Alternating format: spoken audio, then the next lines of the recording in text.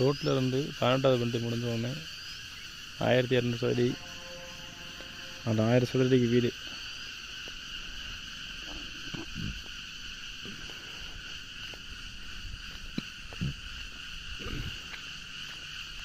View point பார்த்தீங்கன்னா நல்லா view point.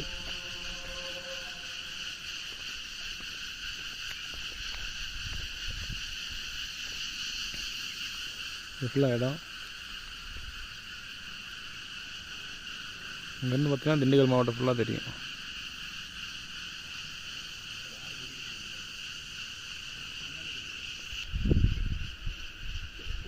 நம்ம நிற்கிறது தான் பில்டிங்கு. அந்த சிமெண்ட் போஸ்ட் மரம் தான் ரோடு.